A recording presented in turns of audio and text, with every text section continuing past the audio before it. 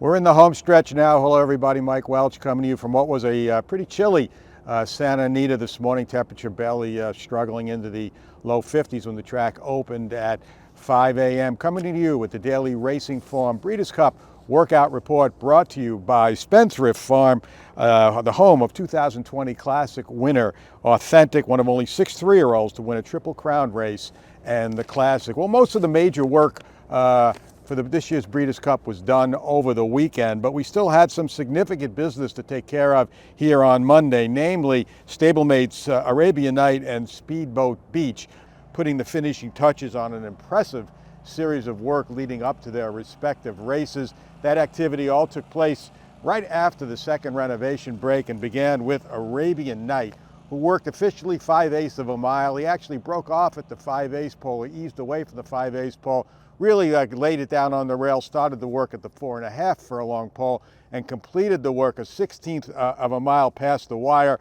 I had him in 59-1 to that point. I had him also from the half-mile pole to the wire in 46-4. He galloped out from the 4.5 in 1:12-1.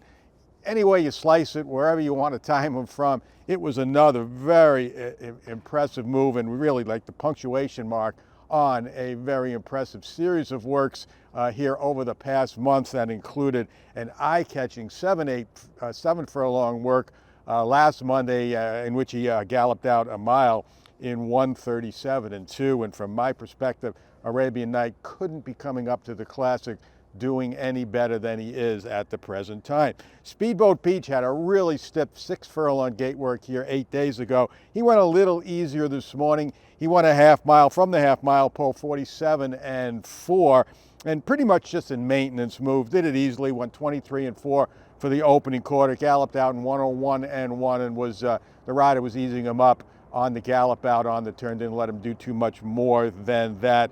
But he too has been excellent coming up to this race, and I think if he breaks alertly and can get the lead in the sprint, can get clear on the lead, he's going to be very tough to catch, even with the field that he is facing. That includes the imposing defending champ Elite Power. I think Speedboat Beach is going to be a handful to run down if he can break clean and make the lead. One other recorded official work here this morning, just FYI, had a work scheduled over the weekend. It was moved to this morning, and it was just an easy maintenance half mile, 48-3, final quarter 24-3, and she's going to be one of the choices behind Tamara, one of the second and third choices in the juvenile fillies.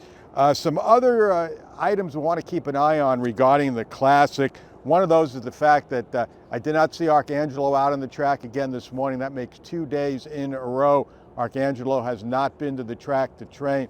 There are some issues being looked into, so hopefully we will see him back on the track tomorrow. At the moment, he is the morning line favorite for the Classic, but missing a couple of days of training, obviously very significant news to report there today. Also, Ushba Tesoro, who, as I noted yesterday, had a terrific work here for the Classic that went actually on my watch a mile. I had him, but with a strong middle move in there. Ushba Tesoro training terrifically in the short time we've seen him up to the Classic. But this morning he went to school at the starting gate, and he was a handful over there. He got very agitated.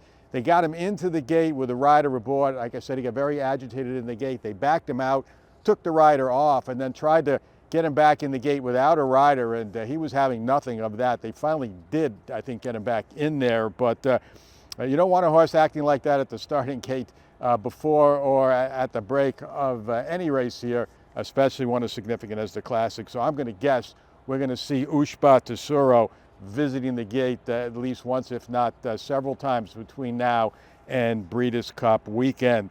On the turf course, the turf has been open now at 7:30 in the morning for international horses and at 10 o'clock for domestic horses, but there's been very little activity over there. We did have a couple of horses on the turf this morning, though. Living the Dream, who is expected to be the pace setter or one of the pace presences in the turf sprint, He blew out at least 3/8 of a mile around the wide dogs coming down the middle of the track. I had him in around 27 flat. The final quarter, like I said, way out in the track though. So the time in any turf works when the dogs are out that far kind of insignificant. It's just kind of watching what they do. And he looked good getting over the course. Also, Songline, he had another very, very busy morning. I saw him come around here at least twice on the main track, 2 miles and more. And he was out about 45 minutes doing that. And then he stepped on the turf where he open galloped once around. It's a 7-8 furlong course. And then also jogged another circuit around 7/8 of a mile. So quite a busy morning for Songline. The horses shipping in, most of the outfits are in, maybe all of them are in. I saw some Todd Pletches, Chad Browns, Chris Clement horse, and a couple of George Weavers out there today. First day on the track, doing very little, mostly jogging. We'll see them pick up their activity in the days ahead. A couple of other gallopers of note this morning. I thought Chatalis looked very good, and I thought that this horse has been impressive in both the 2 works I've seen over the last couple of weeks. Fulmineo, very strong gallop this morning, and also Dermot Sadagaki and stablemate Matai Yell. It was about an hour between the first time I saw him on the track and then when I saw him zipping by the finish line and galloping strongly into the turn today in what is now a very much expected turn of events for the Japanese horses here training in the morning. One last horse of note, White Barrio, jogged a mile, galloped a mile and an eighth very early this morning, looked good again, so seems to have come out of that very impressive work the other day, none the worse for wear. So that's it for this morning. Again, most of the main works are over. I think we're going to see some breezes from the Japanese horses in the days ahead, and the international horses, we're going to get our first glimpse of them tomorrow, so looking forward to that as well.